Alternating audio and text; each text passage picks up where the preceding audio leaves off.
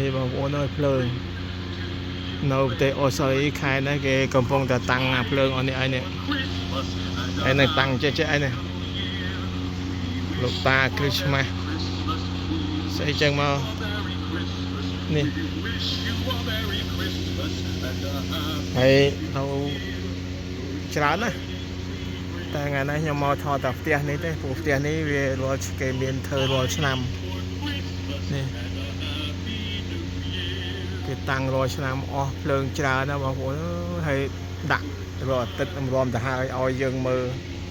ថ្ងៃនេះអត់មានអ្នកណាមកមើលទេព្រោះអត់មែនថ្ងៃសៅរ៍ថ្ងៃអាទិត្យតែវាបើកដល់តែម៉ោង12ទេវាបិទហើយយប់ឡើង11ហ៎ម៉ោង11គេបិទហើយព្រោះអីភ្លើងឥឡូវមិនមែនស្រួលទេនេះ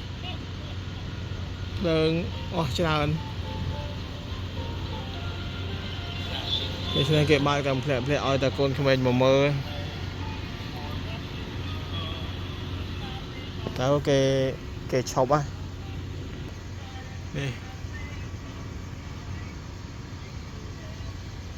តែគួរឲ្យអនិច្ចាណាថ្ងៃដែលខ្ញុំមកថតនេះគឺស្រុកខ្មែរយើងកើតសង្គ្រាមហើយស្រុកគេសបាយខ្ញុំនឹកដល់បងប្អូនដែលរត់ចោលផ្ទះចោលសំបែងវាមិនត្រូវបាទស្រុកគេត្រូវសបាយមិនត្រូវរត់ចោលផ្ទះត្រូវសំបែងដូចយើងអញ្ចឹងទេបាទមកពីអាយ៉ាខ្លងអារ៉ាតេសភ្លើងមកពីអ្វីយើងអត់ច្បាស់លាស់បងប្អូនហើយសង្គ្រាមនេះខ្ញុំក៏មិនជឿថា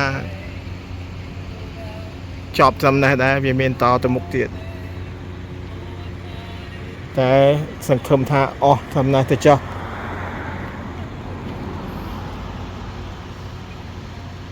បើអត់មានការអីច្រើនទេមានតែប៉ុណ្្នឹងឯង Wish you all Merry Christmas and Happy New Year នេះនៅស្រុកគេមានតែចេះឯងបើឆ្នាំថ្មីសួស្តី